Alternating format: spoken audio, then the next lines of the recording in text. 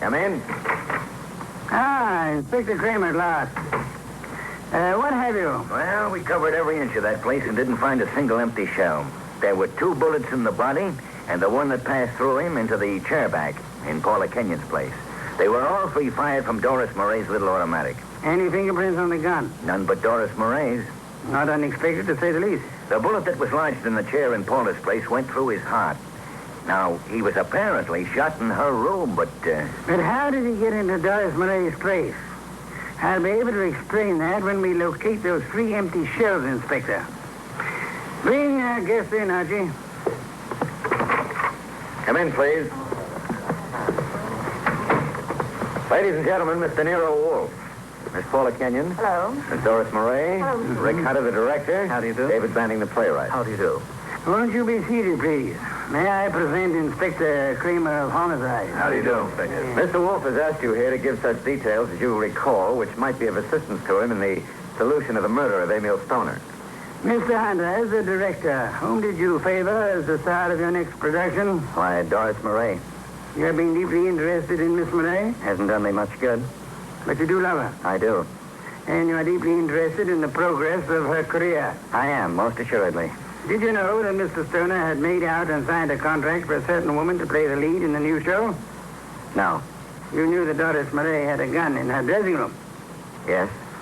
You were in the hotel cocktail lounge all afternoon until you met Doris and Mr. Goodwin. Yes. And you could have seen Emil Stoner into the lobby and go to the elevator. I could. Could you prove that you never left the cocktail lounge until you met Doris and Archie? Maybe not.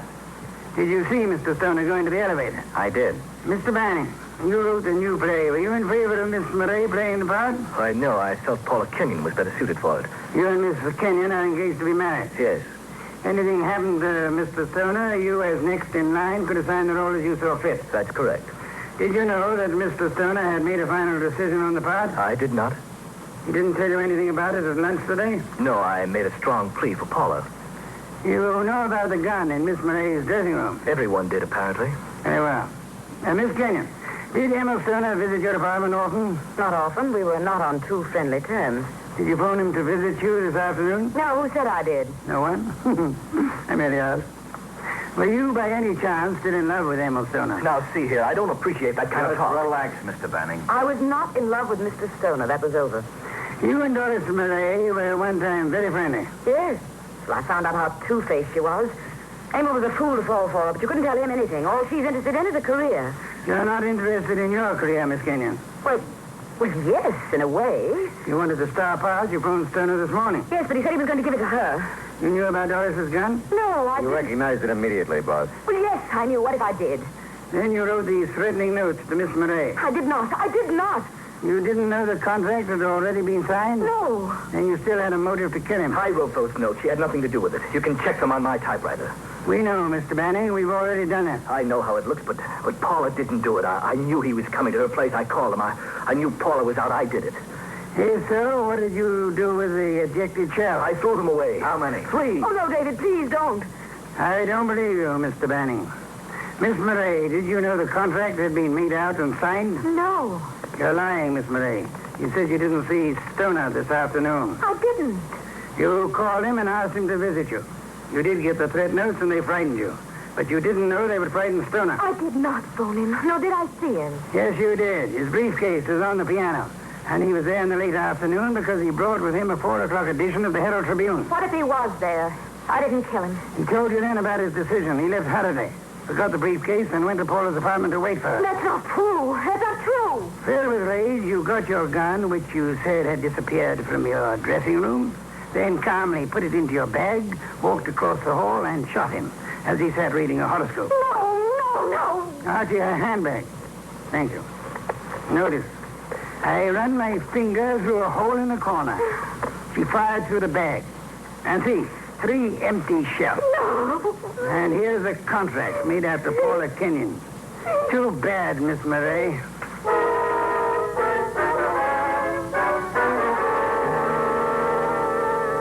Well, that's a good day's work, boss. Then beer, Archie. Right.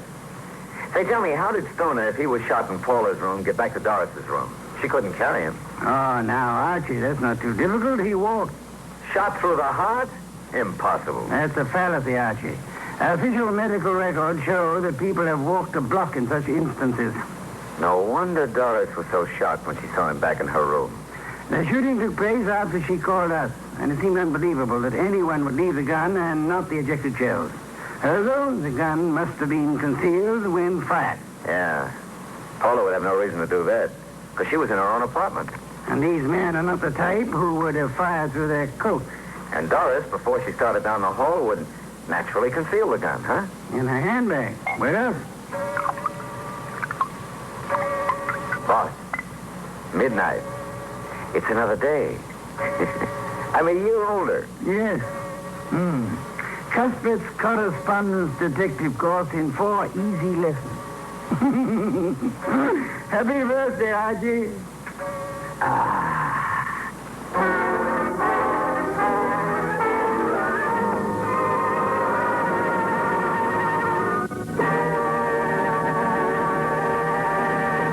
You have been listening to The New Adventures of Nero Wolfe, starring Sidney Greenstreet.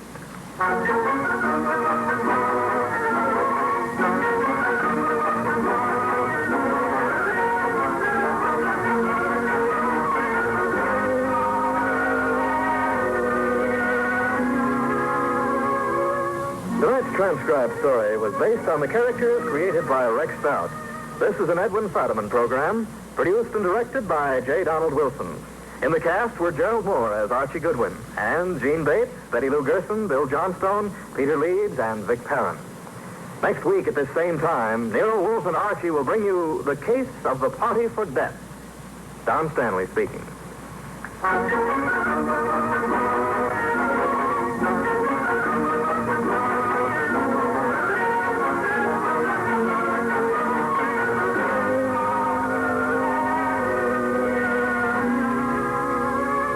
Three chimes mean good times on NBC.